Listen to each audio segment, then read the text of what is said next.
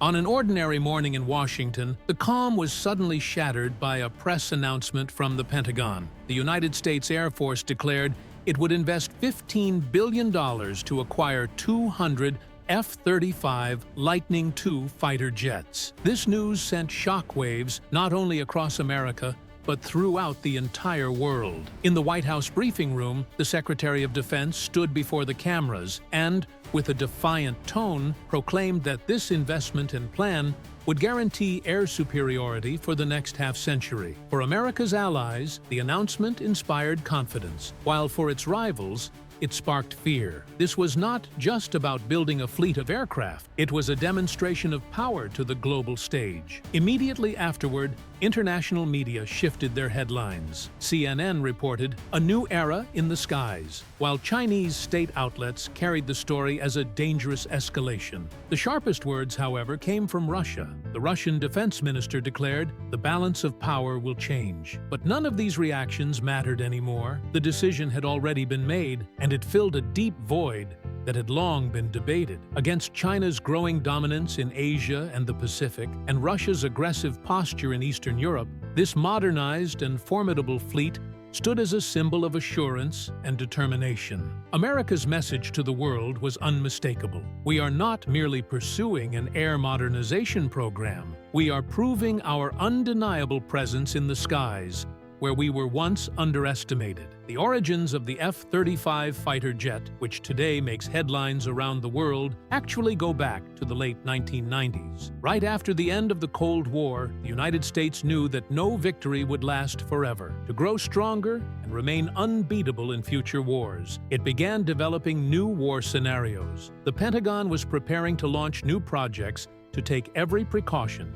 and stand against every threat. One of these was the Joint Strike Fighter. The purpose was to design an aircraft that could be jointly operated and used by the Air Force, the Navy, and the Marine Corps. It would be produced in 3 different variants: the F-35A for conventional takeoff and landing, the F-35B with short takeoff and vertical landing capability, and the F-35C reinforced for aircraft carriers. This was not only to demonstrate perfect engineering, but also a necessity to overcome economic challenges. The Pentagon did not want to spend billions every year on different aircraft types. A single fighter jet in 3 main versions could fulfill all missions, which meant there would be no need for constant changes, and billions of dollars wasted every year would remain in the hands of the people. America did not want to bear all the costs alone. It also wanted its allies to benefit from this next-generation superfighter.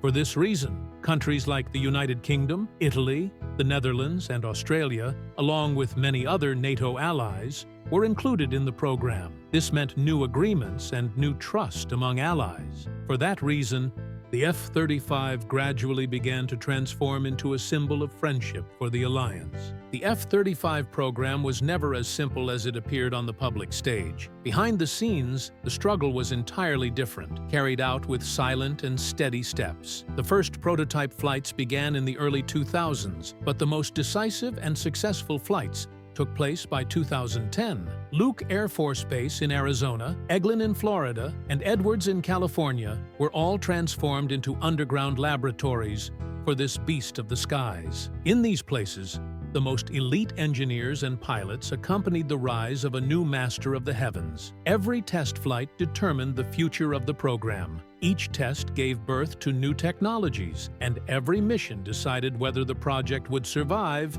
or be canceled. The first night flight tests began in 2012, and the aircraft's sensors revealed a level of technology far beyond anything seen before. It was as if they had come straight out of a science fiction movie. Pilots saw enemy targets in the cockpit before they even appeared on the horizon. For the first time in 2014, when an F-35 landed vertically on an aircraft carrier, even the experts who had criticized the program were left astonished. After that, the Pentagon raised only one question: how quickly could this aircraft be integrated into the fleet? But the years of testing did not bring only success. Hundreds of malfunctions, software bugs, and engine problems multiplied costs and cast doubt in the hearts of those working on the project. Yet every failure was resolved. every issue brought new experience, and in the end, the skies welcomed a new eagle. The F-35 had arrived. The F-35 program was not an ordinary project. It was the beginning of one of the fiercest competitions among America's aviation giants. At the end of the 1990s, the bidding wars began for the Joint Strike Fighter program. The most established and powerful names in American aerospace, Lockheed Martin, Boeing, and McDonnell Douglas, entered the race. These names would shape America's and a great nation's future. The three companies spent years preparing projects to win this trillion-dollar contract. The first round went to Boeing, which came on stage with its unique X-32 design that drew everyone's attention. However, it failed to deliver the expected results, falling short during vertical landing tests, which dealt the company a heavy blow. Meanwhile, Lockheed Martin dazzled everyone. Its X-35 passed every test safely and earned full marks. Its vertical takeoff and landing capability left engineers in awe. The Pentagon could not ignore such a successful project, and Lockheed Martin, by passing all the tests, earned the right to win the largest defense contract of the century. With this decision, Lockheed Martin rose to the top among all aircraft companies. Boeing, although it maintained its position in civil aviation, fell far behind in the fighter jet sector because of its failed project. Lockheed Martin managed to monopolize the field of combat aircraft. However, this sparked many debates, as some argued that allowing a single company to dominate an entire nation's air power was wrong, and, according to experts, could slow down the industry. Despite all these criticisms, Lockheed Martin alone became the backbone of America's air power for the next 50 years. Although the F-35 program seemed successful, it stood out more for its cost debates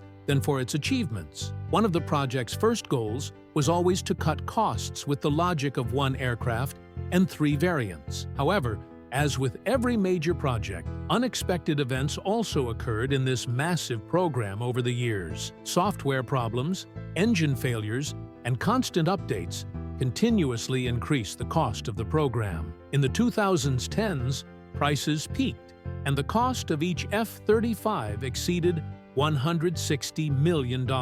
With long efforts and the experience gained, this figure has now dropped to $80 million, almost half recovered. However, during the years of the project's phases, billions of dollars came out of the pockets of the American people, and the debate continued to remain on the agenda. The Pentagon's new $15 billion investment for 200 aircraft reignited the old debate. Many argued that with this money, far more F-16s could be modernized, or that they could become a world leader in UAV and drone projects. Different opinions circulated in Congress, with some saying that important investments should be made in the Navy and missile defense systems, and that the F-35 project was quite a luxury. However, for those who supported the F-35 project, the situation was completely different. For them, this was not an ordinary aircraft, but a great power that struck fear into enemies. Since it stood out as a deterrent power against other global countries, such as China's J-20 and Russia's Su-57, the Pentagon viewed this investment as America's insurance policy. By 2025, with Donald Trump's return to the presidency, major changes began in Washington and at the Pentagon. Everyone was making different statements. Congress was almost split in two, but Trump's decision was clear. We will make the American military the world's primary, unbeatable power. While saying this, it was claimed that his strongest card was the F-35 program, and the projects he carried out in the following period proved this. Knowing the budget debates of previous years, Trump did not care. Every cent to be invested in the F-35 program was, for him, inevitable for the freedom of the American people. The Trump administration declared at every opportunity that they supported the F-35 program and would not allow the project to be slowed down as in past years. Trump gave the clearest message to the Air Force: the F-35 program will not slow down. On the contrary, we will increase investments. To prove this, during this period, he approved the order of 200 new aircraft. Immediately afterward, the White House issued a statement: "We will do whatever it takes to be unrivaled in the skies." Behind this decision were not only military reasons, but also a political message to global powers. China's stance in the South China Sea and Russia's aggressive posture in Eastern Europe were pushing America to new strategic political steps. For the new administration, the F-35 was one of the cornerstones of political deterrence. With the order of 200 new fighter jets, Pentagon support quickly followed, meaning that no one could stand in the way of this project anymore. The F-35 is not an ordinary designed fighter jet. It is the embodiment of the modern wars of the future. The most attractive feature that separates it from other fighter aircraft and brings it to the forefront is its fifth-generation stealth capability. With this system, it absorbs radar waves, completing its mission with almost zero trace, as if it never existed there or had never passed through at all. This turns it into an invisible ghost. In this way, it surpasses China's J-20 or Russia's Su-57 fighter jets. Another advanced feature is the highly developed sensor fusion in the cockpit, something every nation dreams of. Through this sensor, it can scan the entire battlefield and instantly collect all the information in the cockpit. The aircraft's radars, electro-optical systems, and electronic warfare equipment merge, simultaneously transmitting the enemy's location, every move, and attacks directly to the cockpit. This helps the pilot make quicker and more rational decisions compared to other aircraft. Because the Pentagon is confident in the capacity of this highly capable fighter jet, it is determined to support this project to the very end. The Pentagon's $15 billion investment was not only a strategy to make the Air Force unbeatable, but also a note sent to rival nations around the world. The formation of a fleet of 200 F-35 Lightning II aircraft was proof of the vision that America will always maintain its superiority in the skies. With this strategy, it both strengthened trust among allies and showed its rivals the strength of both its own power and that of its partners. The F-35 is not merely a fighter jet. It has become a symbol of superiority for the American people. Although it may seem like just an aircraft, the struggle behind the scenes proves the importance of this program. The order of 200 jets is not simply a numerical value, but is seen as a strategy that will shape the doctrines of future wars. With this firm stance, the Trump administration was sending a clear message: no country and no decision can ever negotiate our air superiority. While this decision sparked domestic debates about whether the money was an unnecessary investment that could have been spent on strengthening other strategic positions, supporters of the project argued from a broader perspective that it would boost the morale of the American military and instill confidence in the people. Do you think this decision is truly right? Is this investment a wasted fortune, or is it a necessary project to guarantee America's future? Share your thoughts in the comments, and thank you for watching.